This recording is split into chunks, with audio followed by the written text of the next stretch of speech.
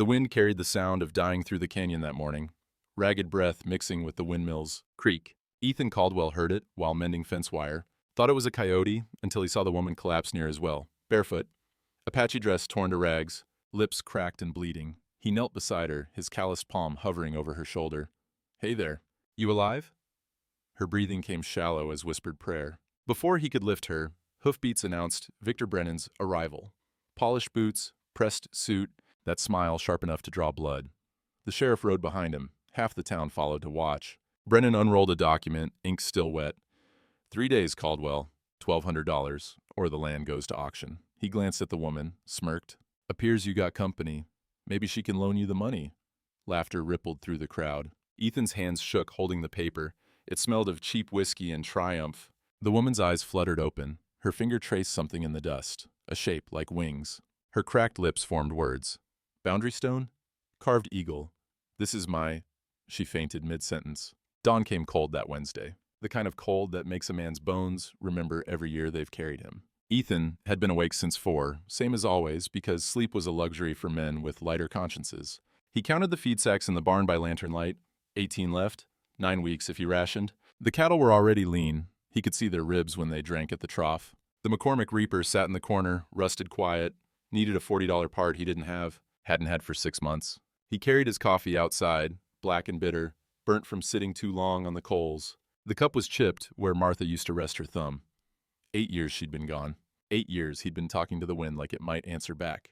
"Martha," he said to the gray sky, "if you're watching, look away from what comes next." The fence line needed mending again. Barbed wire didn't care about a man's troubles. It just kept breaking, same as everything else. He worked slow, methodical, the wire singing sharp little notes when he twisted it tight.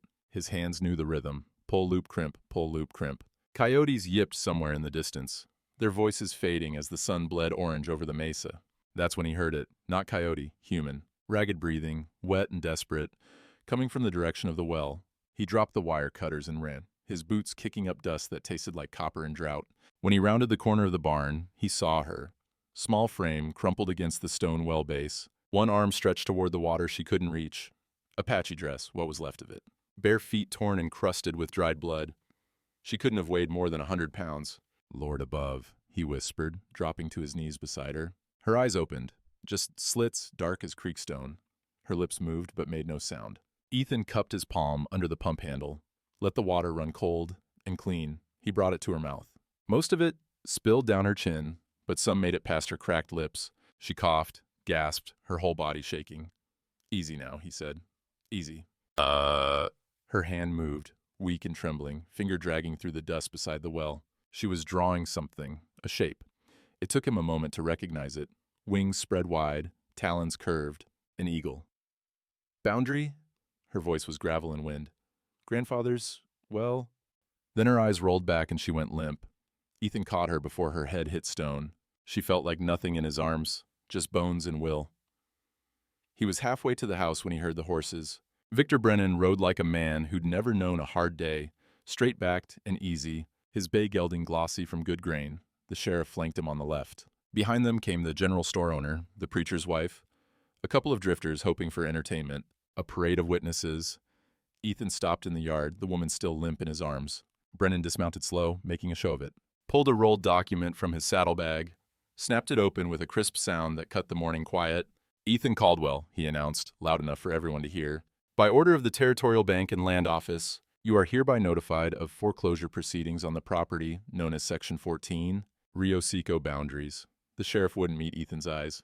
"You have 72 hours to satisfy the outstanding debt of $1,200. Brennan's smile was all teeth. "Failing that, the property will be sold at public auction this Friday noon, Town Square." The $1,200. Ethan had $17 to his name in a broke Reaper. "Auction's illegal without 90-day notice," Ethan said, voice steady despite the woman's weight in his arms. "Notice was posted 6 weeks ago at the land office." And Brennan held up another paper. "You failed to appear. Not my problem. You don't read your mail."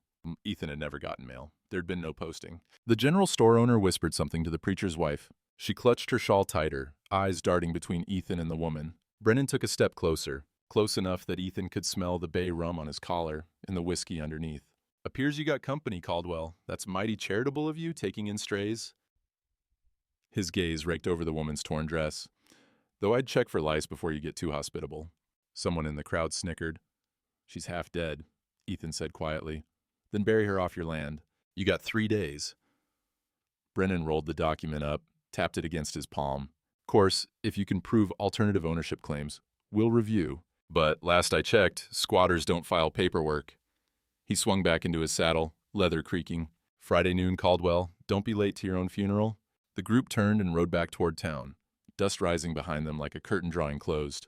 Ethan stood there, alone in his yard, holding a dying woman who'd drawn an eagle in the dust and called his well her grandfather's. The windmill creaked overhead, slow and indifferent. He carried her inside, laid her by the fire, and wondered if mercy was just another name for foolishness. The stew had been his supper, rabbit and potatoes with salt, nothing fancy. He heated it over the fire until steam rose and the smell of meat filled the small cabin. She was awake by then, propped against the stone hearth, eyes tracking his movements like a hawk watching from a high branch. He set the bowl in front of her. She stared at it. Go on, he said.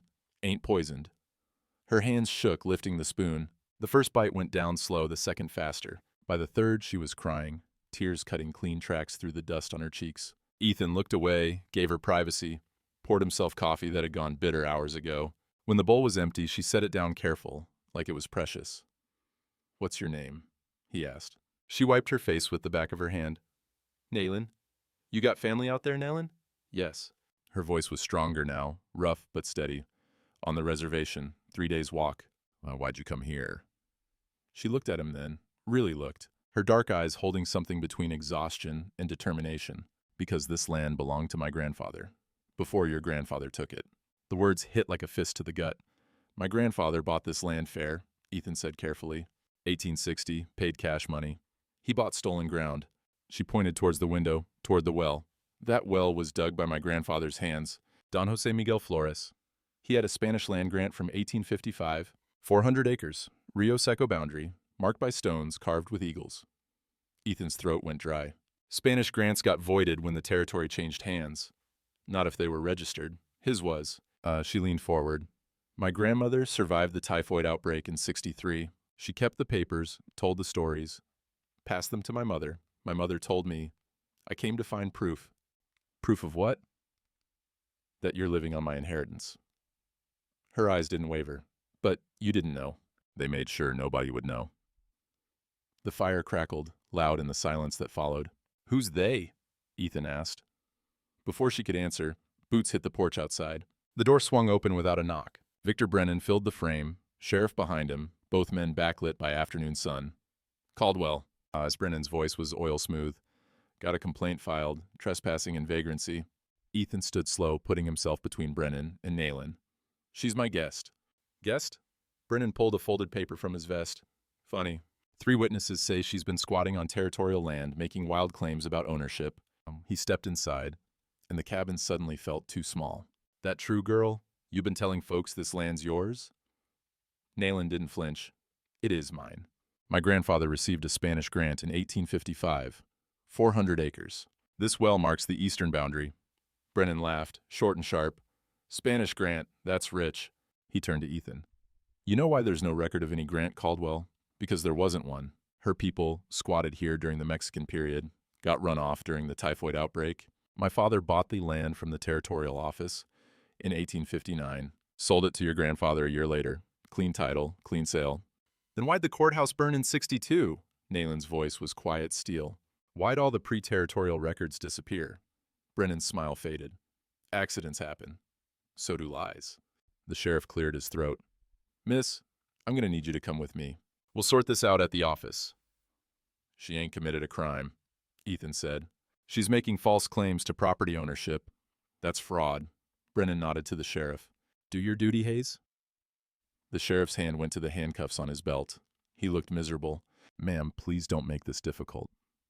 Nullen stood, chin high. She met Ethan's eyes. I'm not angry at you. I'm angry at what they made you believe. The cuffs clicked around her thin wrists, the sound sharp as breaking bone.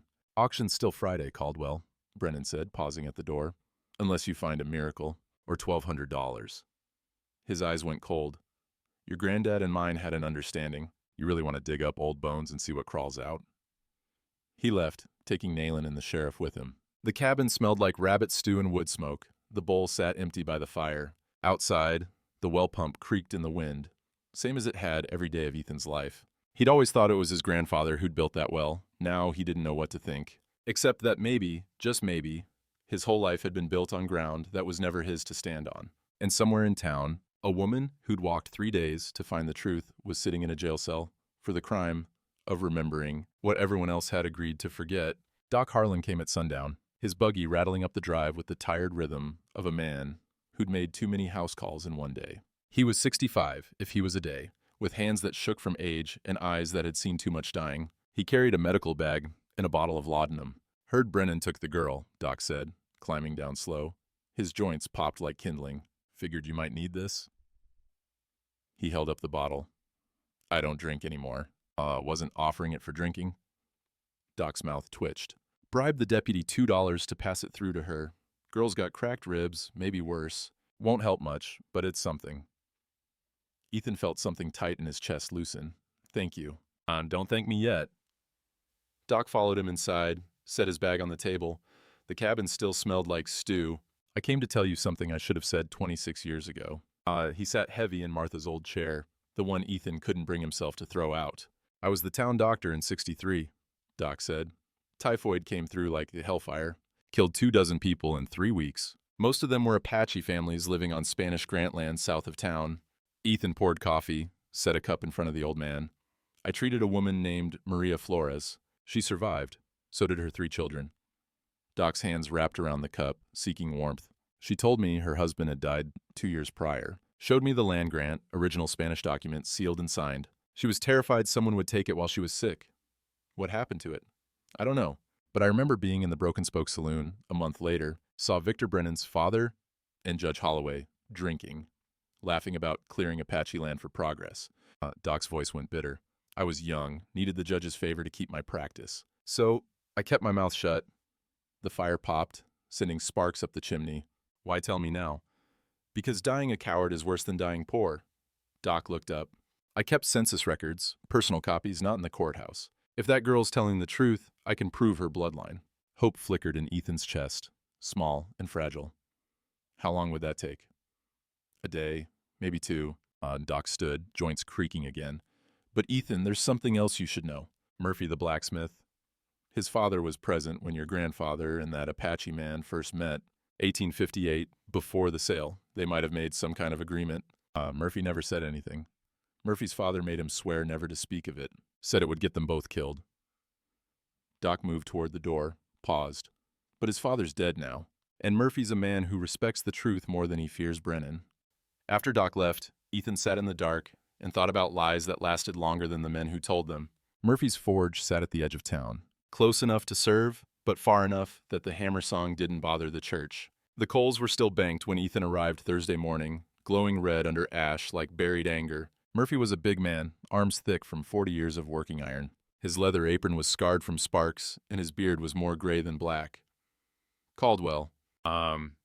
He didn't look up from the horseshoe he was shaping. Heard you got yourself crossways with Brennan. Seems that way.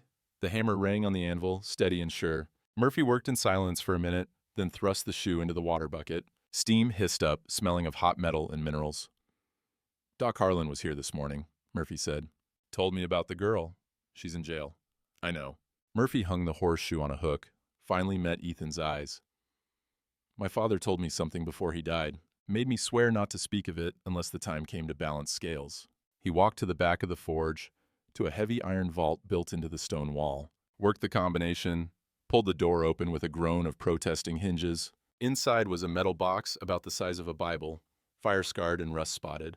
Apache man named Flores brought this to my father in 1858, asked him to keep it safe. Said if anything happened to his family, someone would come asking about the well and the eagles. Murphy lifted it out, set it on his workbench.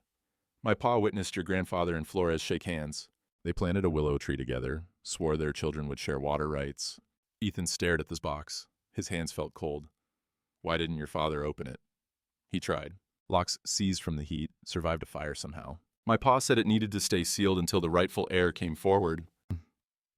Murphy ran his finger over the scarred metal. I can break it open. But if there's nothing inside, you lose your last thread of hope. The forge coals pulsed like a heartbeat. And if there's something inside? Ethan asked. Then everything Brennan built his life on collapses. Murphy picked up his hammer, tested its weight. Opening this makes it real, Caldwell. Right now you can still pretend. After, you can't unknow what's in here. Ethan thought about Naylin in her cell, about Doc's trembling hands, about his grandfather planting a willow tree with a man whose land would be stolen 2 years later. Pretending's what got me here, he said. Let's deal with what's real. Murphy nodded slow. Come back at dawn. I'll have the forge hot enough. The church filled Thursday morning with the kind of crowd that comes for spectacle, not salvation. Pews creaked under the weight of 50 bodies, all packed tight, the air thick with sweat and righteousness. Victor Brennan stood at the pulpit like he owned it. Maybe he did. He donated the bell tower 5 years back. Ethan slipped in the back, hat in hand. Every head turned. The whispers started like wind through dry grass. Folks, I called this meeting because we got a situation. Brennan's voice carried easy, practiced. An Apache woman's been arrested for making fraudulent claims to territorial land, claims that could threaten every legitimate deed in this county. The preacher sat in the front pew, silent. Now, I'm a fair man, Brennan continued.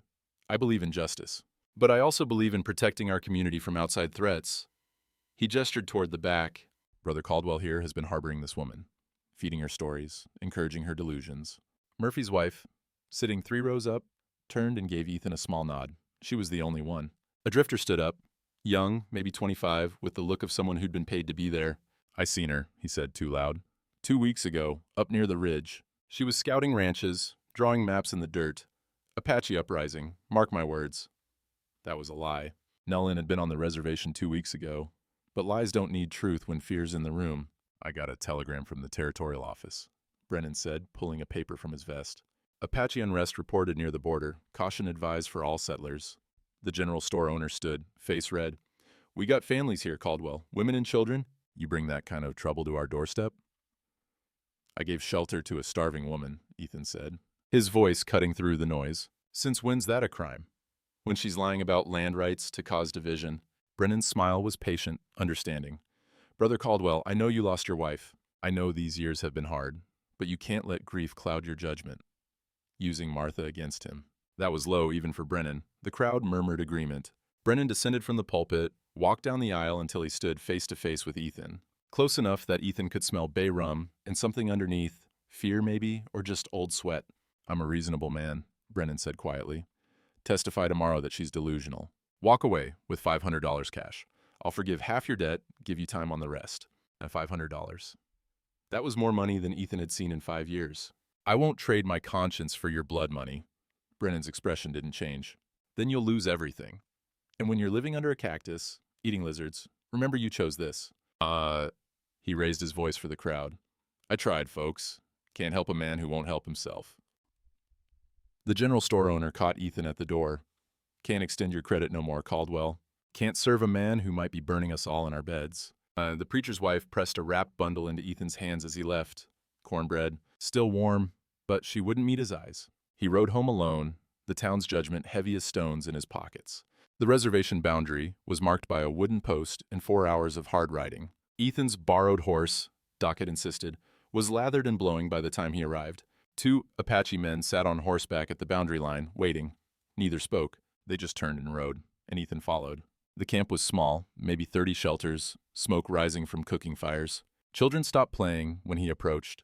Women gathered their little ones close. The men watched with faces carved from silence.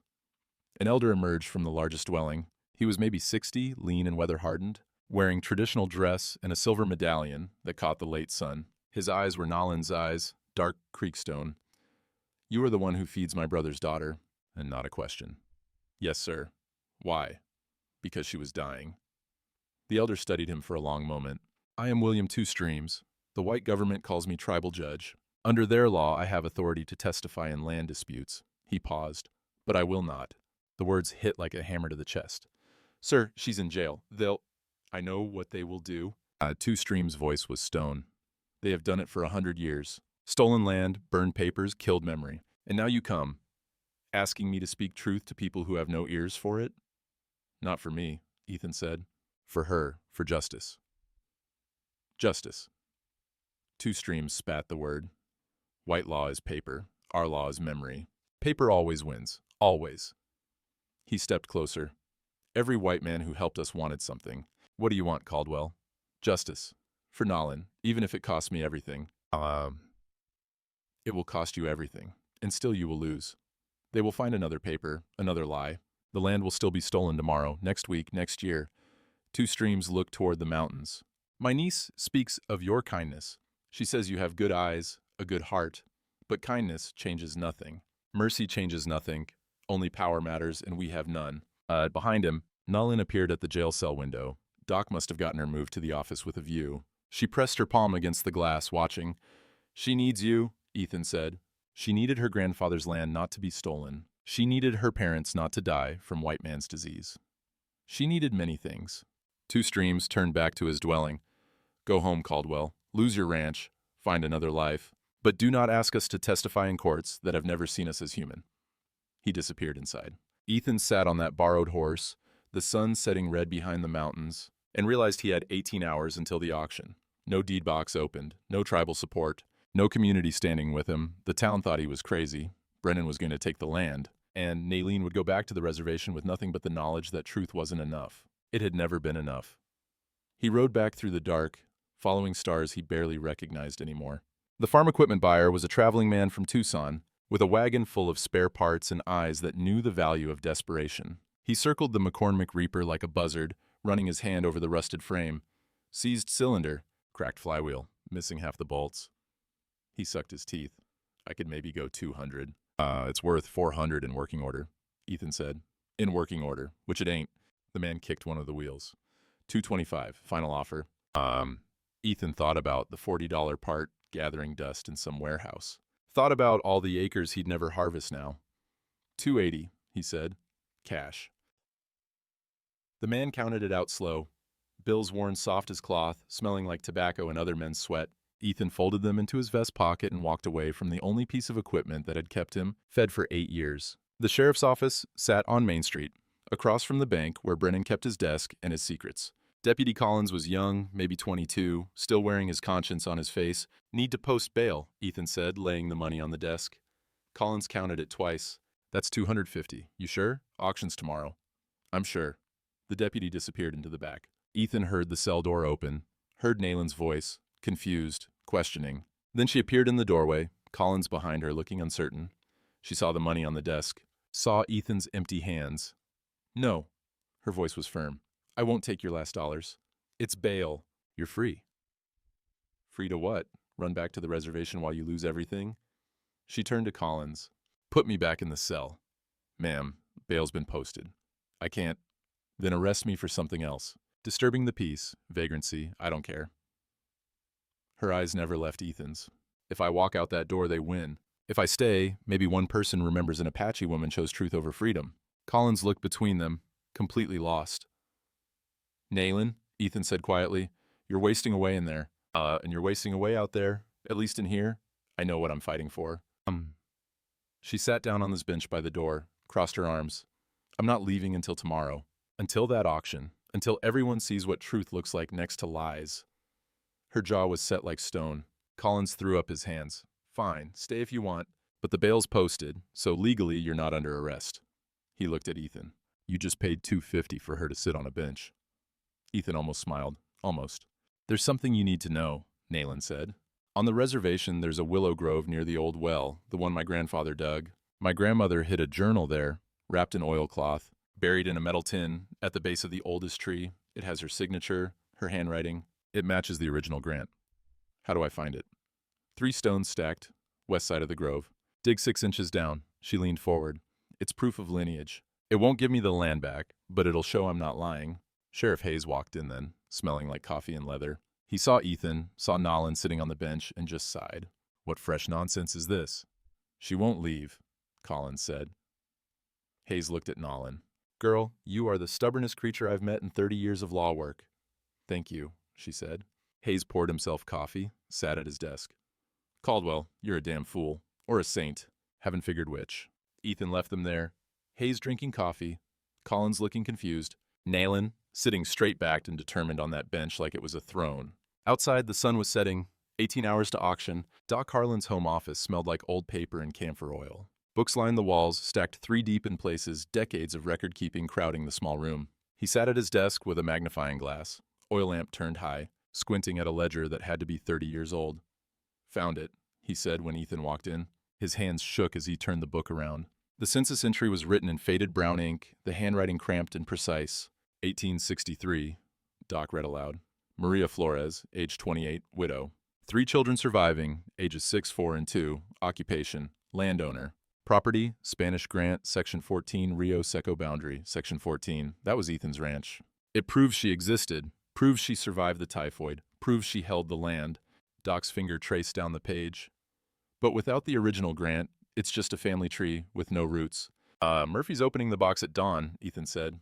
Might be empty, might be ashes, might be nothing but 30 years of hope that turned to rust. Doc closed the ledger carefully. But it's all we got. They walked to the forge together, 2 old men moving through darkness like they were walking to their own funerals. Murphy had the coals white hot, the bellows working steady. The forge glowing like a sunset had been trapped inside stone. The deed box sat on the anvil, fire-scarred and patient. 4 hours of heat should expand the metal enough, Murphy said. Sweat already darkened his shirt. Then I hit it just right. Not too hard or I'll destroy what's inside. Too soft, and the lock won't break. His wife had left cornbread wrapped in cloth, a jar of preserves, and a note that said simply, "Truth deserves feeding." The 3 of them ate in silence, while the forge breathed and the hammer waited, and somewhere in town, Brennan was probably sleeping the easy sleep of men who'd never doubted their right to take what didn't belong to them. "You know what opening this means," Murphy said finally. "If that grant's in there, your grandfather bought stolen land." "I know. And you're still here." "Truth doesn't care about my feelings," Ethan said. "Reckon I shouldn't either." Murphy nodded, picked up his hammer, and waited for the metal to tell him it was ready. The knock came at 10 o'clock Thursday night, soft and apologetic. Ethan opened the door to find the preacher's wife standing there, shawl pulled tight, eyes darting toward the street like she expected to be seen. "Mrs. Garrett? Mr. Caldwell." She pressed a folded paper into his hand. "This was posted an hour ago. I thought you should know." She hurried back to the shadows before he could thank her. The notice was signed by the auctioneer and stamped with the territorial seal, property auction time, amended to 6:00 a.m. Friday, per seller's request. All interested parties notified. 6 in the morning. Not noon, 12 hours stolen, just like that. Ethan was halfway to town when he heard the voices drifting from the Broken Spoke Saloon. Loud, lubricated with whiskey meant to carry. Talking to his dead wife, like she's sitting right there. Always knew. Grief would break him. Apache ghost stories, that's what he believes now. Brennan's voice rose above the rest, sad and sympathetic. Man lost his wife, lost his way. Now he's lost his mind. Tragic, really. But we can't let sentiment endanger the whole territory. Ethan didn't go inside. Didn't need to. The damage was already done. By morning, the whole town would believe he was crazy. Murphy's hammer came down at 2 in the morning with a sound like thunder compressed into a single heartbeat. The lock shattered, metal shards scattering across the anvil like shrapnel. The forge heat hit Ethan's face in waves, the smell of hot iron and coal smoke thick enough to taste. Doc stood beside him, both of them holding their breath. Murphy set the hammer down, wiped his hands on his apron. Moment of truth. He lifted the lid. Inside, wrapped in brittle oilcloth, were 3 items. The first was a document, yellowed but intact, sealed with red wax that had cracked but not broken. Murphy unfolded it, with hands that knew how to be gentle despite their size. The writing was Spanish, formal and flourishing. At the bottom, 2 signatures, one in Spanish script, one in English. Don Jose Miguel Flores, Doc read, his voice barely above a whisper. He adjusted his spectacles, leaning closer to the lamplight. 400 acres, Rio Seco boundary, eastern marker designated by carved stone, eagle emblem. Granted by the Republic of Mexico, 1855. Confirmed under Spanish colonial law. The seal was intact, a coat of arms pressed into wax that had somehow survived 30 years in a metal box. That's before Arizona was even territory, Murphy said. Before the United States took this land. As the second item was a census record, matching the one Doc had found in his ledgers. 6 names, Jose Miguel Flores, Maria Flores, 4 children, occupation, landholders. The third item made Ethan's stomach turn. It was a fragment of paper, charred at the edges, the ink partially melted. But enough remained to read, transfer of deed from Jose Miguel Flores to territorial office, consideration paid in full, signed this day. The date was 1860. The signature at the bottom was supposed to be Jose Miguel Flores, but it wasn't his handwriting. It didn't match the signature on the grant, and the ink was wrong. Too blue, too bright. Not the iron gall ink of the 1850s, but aniline dye that hadn't been common until 1862. That's a forgery, Doc said, his voice shaking. A bad one. Murphy turned the fragment over. On the back, partially burned, was another signature. Witness, Thomas Brennan, land agent, Victor Brennan's father. The courthouse fire, Ethan said slowly. 1862. It wasn't an accident. No. Doc's hands trembled as he set the fragment down. Thomas Brennan tried to destroy the original grant. Probably thought he got it all. Didn't know someone had saved this box. My father saved it. Murphy's voice was rough. Told me on his deathbed, that box is justice waiting to be born. Someone will come for it. When they do, you open it. He looked at Ethan. 30 years I kept that promise. 30 years I watched the Brennans profit from stolen land. The forge coals pulsed, red and alive. Outside, the night was still dark, but dawn was coming. 4 hours until the auction. This proves fraud, Ethan said. This proves my grandfather bought land that was never legally transferred. It proves more than that. Doc picked up the charred fragment carefully. This proves arson. Destruction of legal documents. Conspiracy to defraud. Thomas Brennan committed crimes that would have hanged him. He looked up. And Victor's been protecting that secret his whole life. Ethan felt something cold settle in his chest. His grandfather, a decent man, a hard worker, a man who'd taught him to mend fences and keep his word, had built their life on ground that was stolen. Not stolen by him, but stolen nonetheless. The grant predates U.S. territorial claim, Murphy said. Under Mexican law, it was legitimate. Under American law. He shrugged. That's for judges to decide. We don't have time for judges. Ethan looked at the clock on Murphy's wall. 4 hours. Even if we present this at the auction, Brennan will argue. He'll delay. He'll find some technicality. You need witnesses, Doc said. Someone who can testify that the original grant holder's family survived. Someone the law has to recognize. Two streams refused to help, then convince him otherwise. Murphy began wrapping the documents carefully in a fresh oilcloth. Because without Apache testimony, this is just old paper. With it, this is truth that can't be ignored. And Ethan looked at the Spanish grant, at the careful script of a man who'd thought his children's children would inherit land worth dying for. Jose Miguel Flores had been wrong. His children hadn't inherited anything but dust and memory. But maybe his granddaughter could. If Ethan could convince a tribal judge to trust white law one more time, if he could ride 4 hours to the reservation and 4 hours back before dawn, if truth mattered more than power, 4 hours. The auction had been moved to steal those hours. Brennan knew about the box, or suspected, and he was closing every door before Ethan could walk through it. Outside, the stars were beginning to fade. Somewhere on the eastern ridge, dawn was getting ready to break over land that had changed hands 3 times, once by grant, once by fraud, once by purchase from a liar. Ethan had 4 hours to make it right, or watch it stolen a 4th time, while justice stood by and did nothing. He looked at Murphy, at Doc, at the forge that had kept a secret for 30 years. I'm going back to the reservation, he said. The well stood alone in the pre-dawn darkness, older than Ethan's memory, older than his grief. 4 o'clock in the morning, and the air was cold enough to make breath visible, to make the stars seem close enough to touch. He sat on the stone rim, holding 2 pieces of paper. The foreclosure notice, ink still sharp, words still cruel. The Spanish grant, copied by Doc's careful hand, the original sealed back in the box for safekeeping. One paper said the land was Brennan's to take. The other said it had never been Brennan's to sell. Both couldn't be true. But both were legal, in their way. That was the problem with law. It protected whoever wrote the words first, whether those words were honest or not. Martha, he said to the darkness, I thought losing you was the worst thing that could happen. Thought nothing could hurt more than watching you slip away while I held your hand. The windmill creaked overhead, slow and rusty. But living a lie is worse. Building a life on ground that was stolen from a man who dug this well with his bare hands, that's worse. He touched the cold stone. Jose Miguel Flores. I never knew his name until yesterday. Never knew my grandfather shook his hand and swore to share water. Never knew my whole life was someone else's inheritance. A coyote called from the ridge, lonely and distant. Ethan pulled out paper and pencil, the kind he used for tallying cattle, and started writing by lantern light. Naleen, this land is yours by right and blood. I won't fight you for stolen ground. What my grandfather bought in ignorance, I return in knowledge. Whatever happens at that auction, know this. You were right. The land remembers. And now I remember too. The well your grandfather dug still runs clean. The willow tree he planted with mine is long dead, but I'm planting another at first light. Maybe this one will grow different. Maybe truth has stronger roots than lies. You don't owe me gratitude. I owe you justice. And if I can't give you that, at least I can give you witness. One man who saw what was done and chose not to look away. Ethan Caldwell. He folded it, left it weighted with a stone on the porch for Doc to deliver. Then he did something he should have done years ago. He walked to the fence line, the one he'd been mending just 2 days ago, and started pulling down the wire. The barbed strands sang sharp little notes as they came loose, coiling on the ground like metal snakes. His hands bled from the work, but he didn't stop. False boundaries, false ownership, time to tear it down. When a section lay bare, posts standing naked without their wire, he fetched the willow sapling from Murphy's wife. She'd given it to him 2 years ago. Said it would grow near the well if he ever wanted shade. He'd never planted it.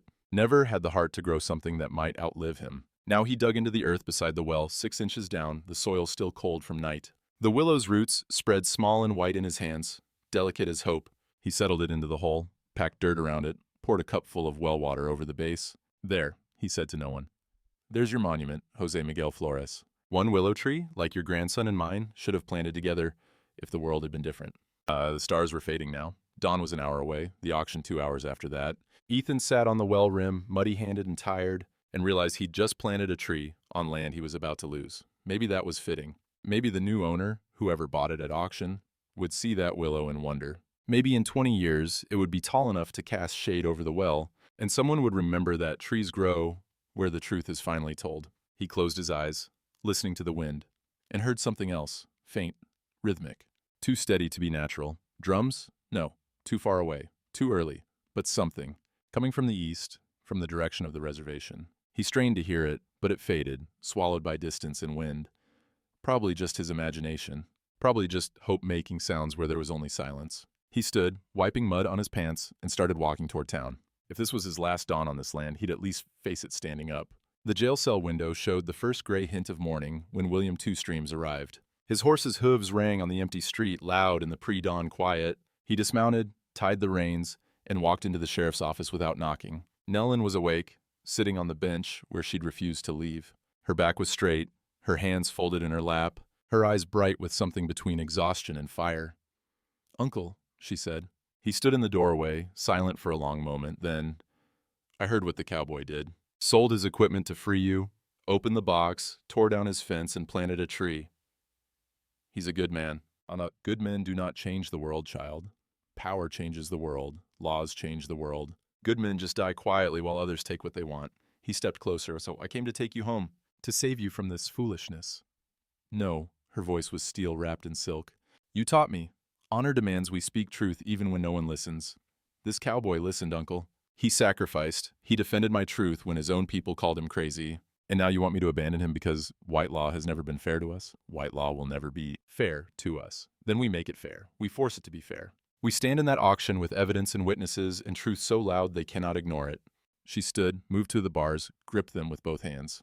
"Grandfather's dying words, you told me yourself. He said, if one white man defends our truth, the land will defend him. This is that man, Uncle. This is that moment."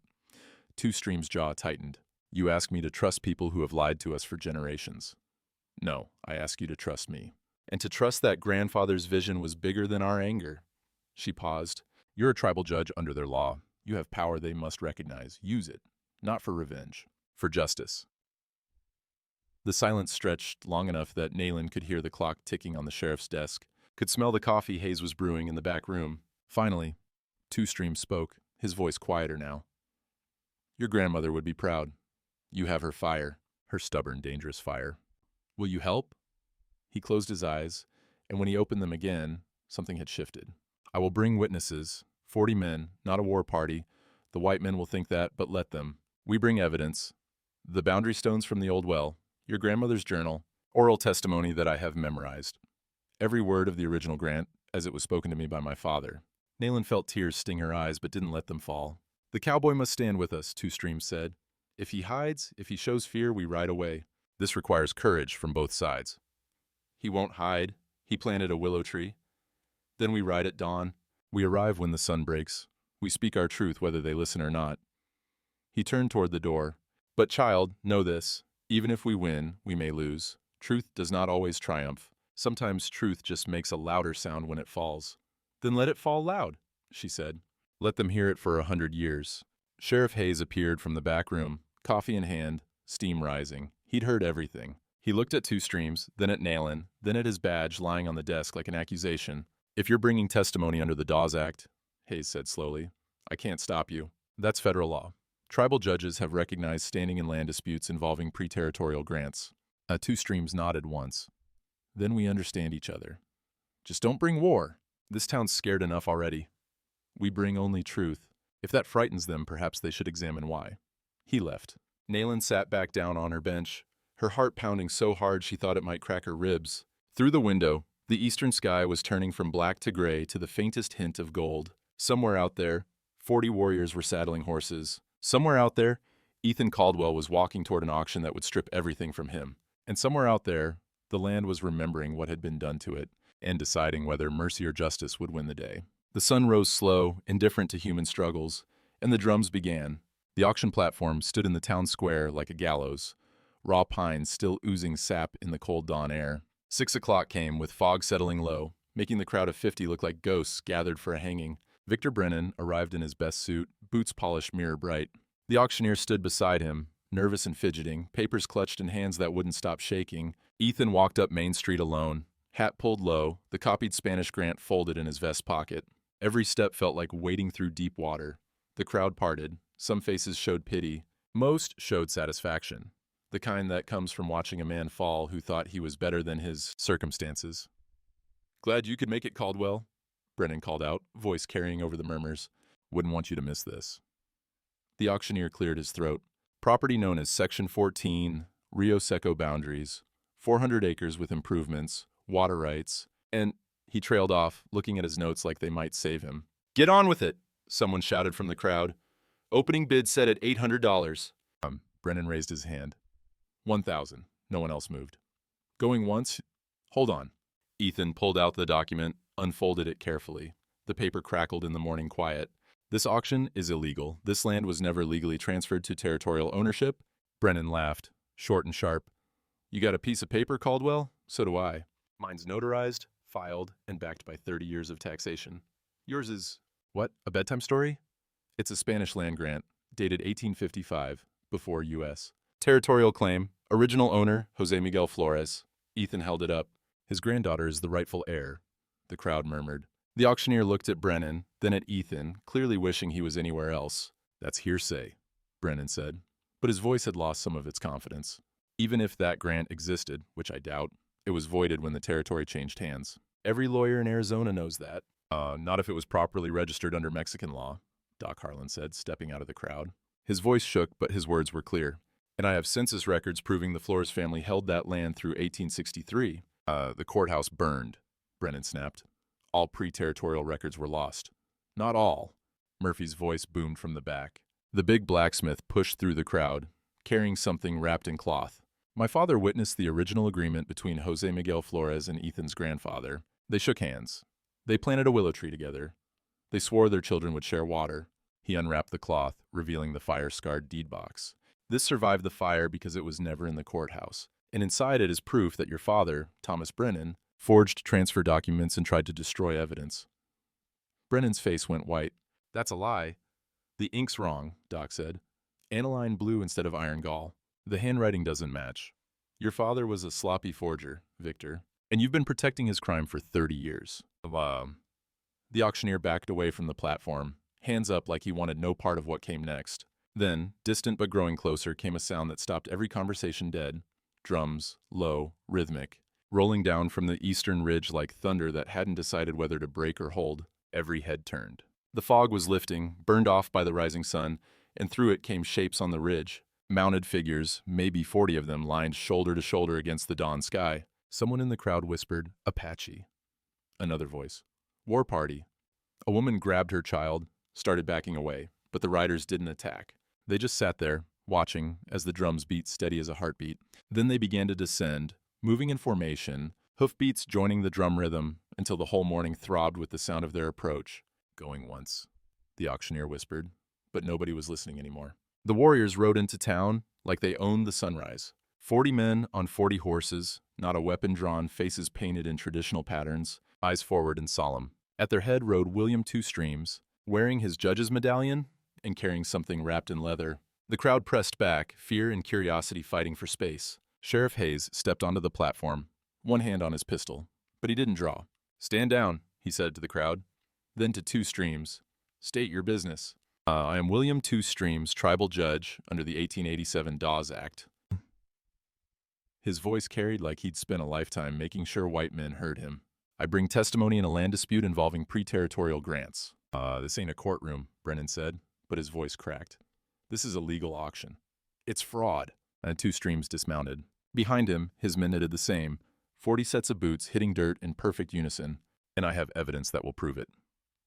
He walked to the platform, unwrapped the leather bundle. Inside was a stone the size of a man's head, weathered and ancient, carved with an eagle spreading its wings. The detail was extraordinary. Every feather visible, talons curved, eyes fierce. This is the eastern boundary marker, Two Streams said, placed by my brother's grandfather in 1855. As specified in his Spanish land grant, we dug it from the earth this morning at the well on Section 14. The crowd pressed closer to see. Ethan stared at the eagle he'd watched Nayland trace in the dust 3 days ago. The same wings, the same fierce pride. Sheriff Hayes appeared then, escorting Nayland from the jail. She walked to the platform, stood beside her uncle, and pulled a small book from her dress, leather-bound, water-stained, pages brittle with age. My grandmother's journal, she said, written in her hand from 1860 to her death in 1897. Every entry dated, every entry signed. She opened it, showed a page to the sheriff. Her signature matches the one on the Spanish grant. I can prove my lineage, my inheritance, and my claim. Doc stepped up, holding the charred fragment carefully. And this proves Thomas Brennan, Victor's father, committed arson and fraud to destroy the original records. The handwriting analysis is irrefutable. The ink dating is irrefutable. This auction is being held for land that was stolen 30 years ago. Brennan reached for his vest pocket. Whether for papers or a pistol, nobody would ever know. But Sheriff Hayes was faster. His hand clamped around Brennan's wrist, yanked it back. "Don't," Hayes said quietly. "This is insane," Brennan hissed. "You're going to take the word of, a tribal judge acting under federal law?" Two Streams interrupted. "Yes, that is exactly what will happen. The Dawes Act grants us legal standing in land disputes. My testimony is admissible. These witnesses are admissible. This evidence is admissible." And he turned to the crowd. Jose Miguel Flores received 400 acres from the Republic of Mexico in 1855. He dug the well with his own hands. He raised his family on that land. He paid his taxes under Mexican law, then under American territorial law. He never sold it. He never abandoned it. He died owning it, and his wife survived him. His daughter survived the typhoid outbreak. His granddaughter stands before you now, asking only for what was always hers. The silence was absolute. Victor Brennan's father destroyed records to hide the truth. Victor Brennan has profited from that crime his entire life. And now he tries to steal it again. Two Streams placed the boundary stone on the platform with a heavy thunk. The land remembers. The stones remember, we remember, and today you will remember too. Brennan jerked free of Hayes's grip, stumbled backward. "You'll regret this, all of you. I have lawyers, I have connections, and I have this." Hayes pulled handcuffs from his belt. The metal clicked open. "Victor Brennan, you're under arrest for fraud, conspiracy, and obstruction of justice. You have the right to—" Brennan ran, made it 3 steps before Hayes tackled him into the dirt, cuffs snapping closed around his wrists with a sound like a door slamming shut on 30 years of lies. The crowd erupted, some cheering, some shocked silent, some shouting questions nobody could answer. Ethan looked at Nayland. She looked back. Neither spoke, but something passed between them that didn't need words. The sun had risen fully now, burning off the last of the fog. The willow sapling by Ethan's well would be catching that light, new leaves just starting to bud, and for the first time in 30 years, the land could breathe honest air. The territorial judge arrived by noon, summoned by telegraph from Tucson. He was a small man with wire spectacles and ink-stained fingers, the kind who believed law was about precision, not power. He reviewed the evidence on a table in the sheriff's office. While Victor Brennan sat handcuffed in the cell, Nayland had refused to leave. The irony wasn't lost on anyone. The Spanish grant, the boundary stone, the census records, the grandmother's journal, the charred forgery, Murphy's testimony about his father's witnessing, Doc's handwriting analysis. 2 hours later, the judge stood on the courthouse steps and read his ruling to a crowd that had grown to nearly 100. The original Spanish land grant is valid under the Treaty of Guadalupe Hidalgo, which guaranteed protection of legitimate Mexican landholdings. The census records established continuous habitation and ownership through 1863. The forged transfer document is evidence of criminal fraud. He looked directly at Brennan through the window bars. This court recognizes Nayland Flores as the rightful heir to Section 14. All previous sales are voided as products of fraud. The land is hereby restored to its legitimate owner. The gavel came down like thunder. Sheriff Hayes stepped forward, unlocked Brennan's cell. Victor Brennan, you'll be transferred to Tucson for trial. Charges include fraud, conspiracy, destruction of legal documents, and about 6 other things the lawyers will figure out. Brennan's face was gray, his expensive suit wrinkled and dusty. My father, he was trying to bring progress to this territory, trying to make something out of wilderness. You're destroying his legacy. Your father was a thief, Hayes said quietly, and you knew it. That's worse than stealing. That's choosing to live inside the lie. They loaded him into the prison wagon. No one watched him go. The town had already moved on, crowding around Nayland and Ethan like they were suddenly worth knowing. The general store owner approached, hat in hand. Miss Flores, I owe you an apology. And my account? You're welcome to credit. No questions asked. The preacher cleared his throat. We'd be honored if you'd consider joining our congregation, both of you. Ethan stepped back, away from the attention, but Nayland caught his arm. Wait, she said. Then louder, to the crowd. This land belongs to me by law and blood, but it should never have been mine alone. My grandfather's grant said, land shared in honor thrives. He planted a willow tree with Ethan's grandfather. They swore to share water, share boundaries, share the burden of making something grow in hard ground. She turned to Ethan. You saved my life. You defended my truth when your own people called you crazy. You tore down your fences and planted a tree on land you thought you'd lose. Her voice softened. My grandfather's dream wasn't revenge. It was partnership. So I'm offering you the same thing those 2 old men swore to 70 years ago. Stay. Teach me to run a ranch. We'll work it together, split the profits, and maybe we'll prove that trust can outlive theft. Ethan's throat tightened. I don't deserve. Deserve is for courts, Two Streams said, stepping forward. This is family, and you are family now. He pulled something from his vest, a single eagle feather, bound with red thread and beads made from river stone. He placed it carefully in Ethan's hat, adjusting it so it caught the light. Among our people, Two Streams said, the eagle feather is given to those who act with honor, even when it costs them everything. You are adopted into this family. Your name will be spoken at our fires. Your children, if you have them, will be welcome among us. Ethan took his hat off, stared at the feather like it might disappear if he looked away. I don't have words, he managed. Then don't speak. Just live worthy of it. Two Streams gripped his shoulder. The gesture brief, but weighted with meaning. The land knows what you did. That's enough. Murphy pushed through the crowd, carrying a document he'd written that morning in his careful blacksmith's hand. I drew up a partnership agreement, legal and binding. You two sign it, and nobody can ever claim one of you stole from the other. It's witnessed, it's notarized, and it's about 30 years overdue. They signed on the courthouse steps, Nellen's signature matching her grandmother's from the old journal. Ethan's hand steady despite everything. When it was done, Sheriff Hayes extended his hand to Ethan. I should have questioned Brennan years ago. Should have stood up when things smelled wrong. I was scared for my job. That's my shame, and I'll carry it. You did right in the end, Ethan said. That's what matters. Maybe. Hayes looked at the prison wagon disappearing down the road. But doing right after doing wrong is still just half the equation. Two Streams led the ceremony at the well, the 40 warriors forming a circle around it, while the townspeople watched from a respectful distance. The sun was warm now, midday heat burning off the last of the morning's chill. He carried a clay pot, ancient and cracked, filled with water from the reservation spring. He spoke in Apache first, the words rolling and rhythmic, then translated to English. Water is memory. This well remembers 2 grandfathers who chose peace over profit. This well remembers promises made and broken and made again. Today we bless this water, so it remembers truth.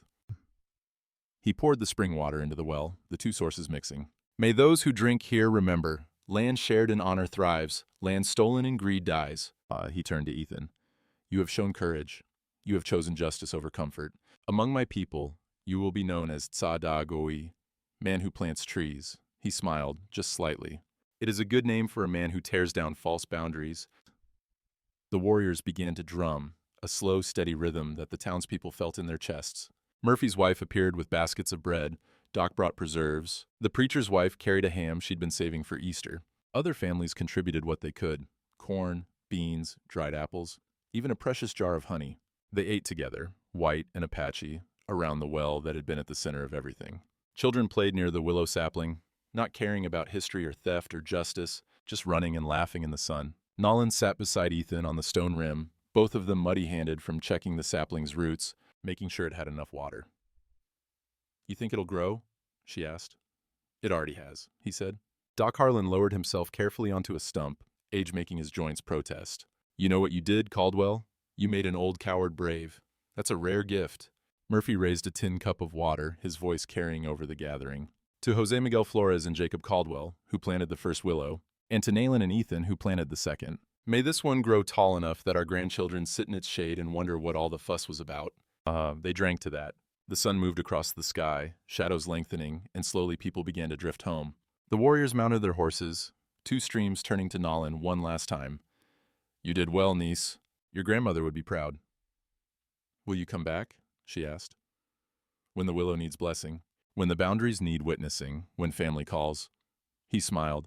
But you don't need us now. You have a partner, you have land, and you have truth. That's more than most people get in a lifetime. He rode off, his men following, the sound of hoofbeats fading into the distance. Ethan and Nalin stood together as the sun set, watching the willow sapling catch the orange light, its small shadow stretching long across the ground. I came here thinking I'd reclaim my inheritance and leave, she said quietly. Go back to the reservation, sell the land, use the money to help my people.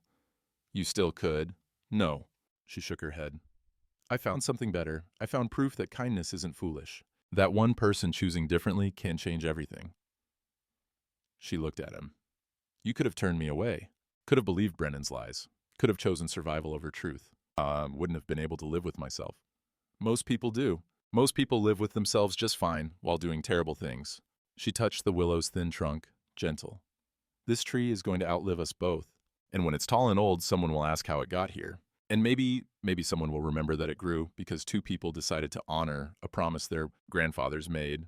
The well water reflected the sunset, orange and gold and red, like the earth was remembering how to burn clean. Ethan thought about Martha, about 8 years of loneliness, about talking to the wind and getting no answer. He thought about fence wire singing when you pulled it down, about the sound of a hammer breaking a lock that had held secrets for 30 years, about drums rolling down from a ridge at dawn. I thought I was losing everything, he said. Turns out I was just losing the lies. Nalin smiled. Welcome home, Tsadagoi. The stars began appearing one by one, like the sky was lighting candles for all the people who'd never gotten to see justice done. And somewhere in the distance, carried on the evening wind, came the sound of water flowing clean through honest ground. That willow grew tall over the years. Some say it's the tallest tree in the county now, its roots reaching deep into the aquifer where two grandfathers once swore an oath neither lived to see fulfilled. But trees don't need to witness promises to keep them. They just grow. Ethan Caldwell never got rich. Partnership meant splitting profits. And ranch work in Arizona Territory didn't make millionaires. But he got something men spend lifetimes chasing and never catch. He got to sleep at night knowing the ground beneath him was honest. Nalin married a teacher from the reservation 3 years later, raised 4 children who spoke 3 languages and knew the names of both their grandfathers. When she died, at 82, they buried her beside the willow tree. Ethan outlived her by 2 years, tended her grave every Sunday, talked to her the way he used to talk to Martha, quietly, to the wind, trusting someone somewhere was listening. The town forgot Victor Brennan's name within a generation. His children moved east, changed their surname, never spoke of Arizona. But they remember Caldwell and Flores, not because of the legal case, though law students still study it, but because of the well. It never ran dry, not even in the drought of '03, and folks said it was because 2 families learned to share what should have been shared all along. Sometimes justice moves slower than a man's lifetime. Sometimes you inherit another man's sin and have to choose whether to defend it or dismantle it. Ethan chose dismantling, and the land, which remembers everything, gave him a family in return.